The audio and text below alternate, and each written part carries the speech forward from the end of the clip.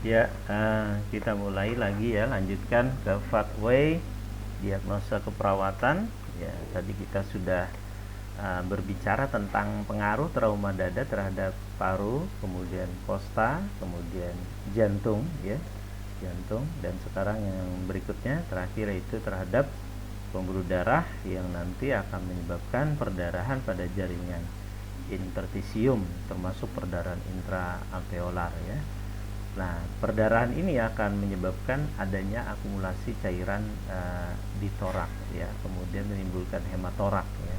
Nah, hematorak ini juga nanti bisa, ya, kalau hematoraknya jenisnya masif tentunya akan menyebabkan risiko gangguan sirkulasi spontan, ya, karena banyaknya bleeding atau perdarahan, ya. Dan kalau pengumpulan cairannya juga banyak, sebenarnya bisa menekan complaint atau menekan ekspansi dada, ya, menyebabkan pola nafas menjadi tidak efektif. Tetapi di SDKI ini tidak digolongkan. Tapi kalau secara patofisiologi bisa saja, ya, bisa saja hematorak yang jenis masif ini menyebabkan pola nafas jadi tidak efektif, ya. Nah, kemudian hematorak tadi, salah satu intervensinya adalah pemasangan WSD. Pemasangan WSD ini bisa menyebabkan resiko infeksi, ya, resiko infeksi.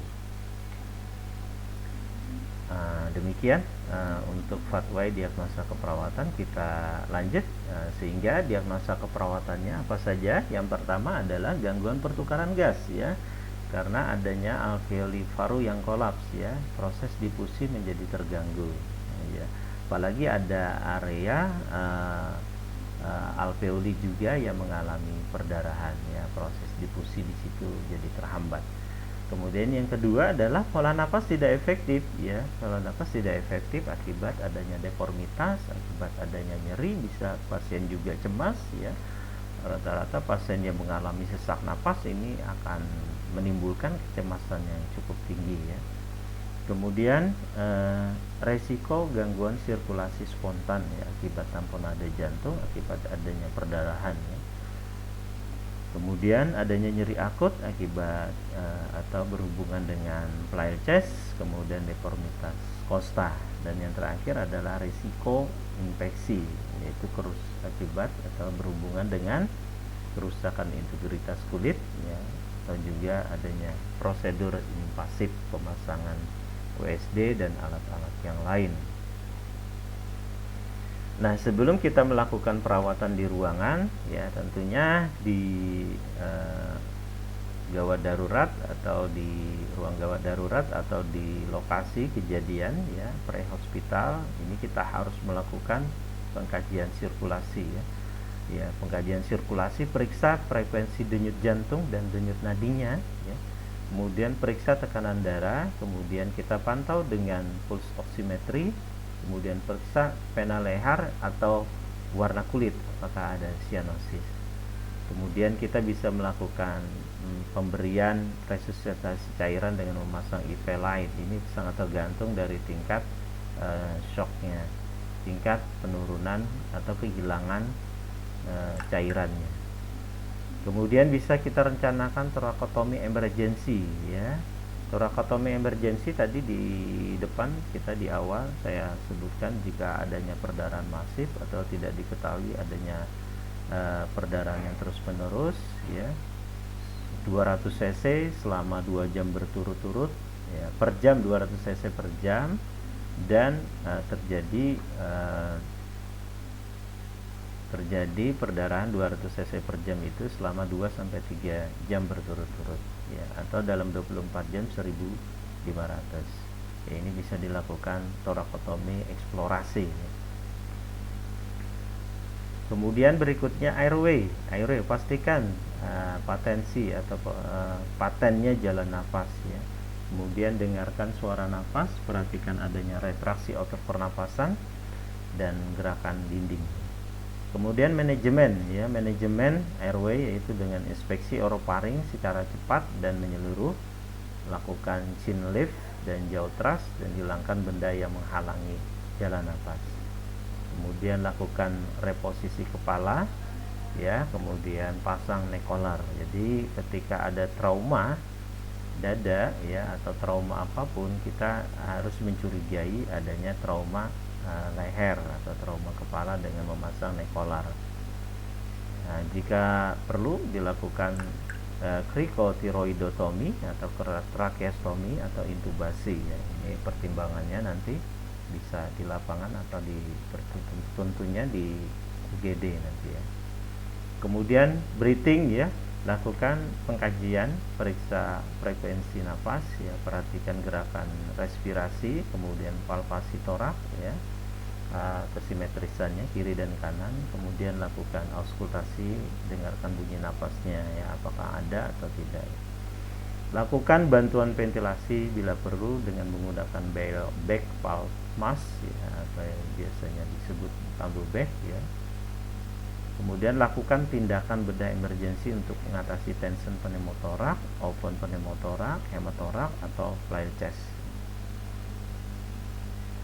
Nah, itu standar keperawatan kedaruratannya, ya. Nanti ketika kita sudah teratasi si AB-nya, si EB, sirkulasi, airway dan breathing-nya, dan selanjutnya maka kita lakukan perawatan di ruangan dengan standar intervensi menurut standar intervensi keperawatan di Indonesia.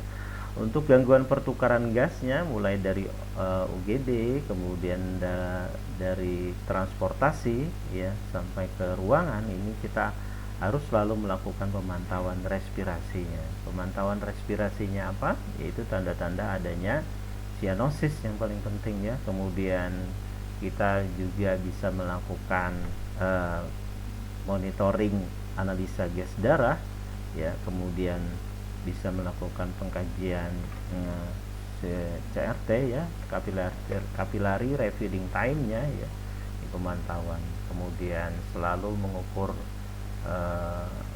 tekanan frekuensi napas, ya, frekuensi napas, gangguan pertukaran gas. Manifestasinya biasanya paling utama adalah sianosis, ya, sianosis. Kemudian sesak napas tentu pasti, ya. Kemudian pemberian terapi oksigen. Nah, pola napas tidak efektif ini terkait dengan biasanya adalah gangguan ekspansi paru akibat flare chest, akibat adanya udara yang terkumpul di situ. Nah, kalau di ruangan biasanya sudah teratasi dekompresi parunya, ya. Nah, tetapi biasanya ada gejala-gejala sisanya, yaitu adanya udara yang terperangkap dan belum hilang di daerah subkutis. Biasanya menghilang di atas 3 hari, ya, bisa menghilang. Itu tergantung dari proses kita melakukan latihan batuk efektif, kemudian menarik napas dalam, ya, atau yang disebut dengan chest fisioterapi, ya. Ini penting sekali untuk menghilangkan udara yang terperangkap di subkutis, ya. Kemudian menghitung frekuensi napas ini sangat penting, ya. Kemudian manajemen jalan napas, ya, hindarkan adanya benda asing baik dahak atau yang lainnya yang menutupi jalan napas, ya. Kita curiga kalau ada garling, misalnya garling, pasiennya tertidur atau pasiennya masih koma, ada bunyi garling, semacam ada cairan yang menumpuk di daerah jalan napas, ya, itu kita curiga bahwa jalan napasnya terhambat, ya, akibat akumulasi cairan tersebut. Maka kita harus lakukan suction. Kalau pasien bisa batuk efektif secara mandiri, ini dianjurkan, ya, tanpa menggunakan suction, ya. Kemudian risiko gangguan sirkulasi spontan, ya, perawatan jantung akut. Ini penting, ya, perawatan jantung akut, ya, di mana pasien nanti dilakukan monitoring EKG, kemudian monitoring frekuensi jantung, ya, kemudian monitoring CRT, ya, kemudian pergantian, ya, transfusi, pergantian darah melalui transfusi. Nah, ini penting untuk dilakukan.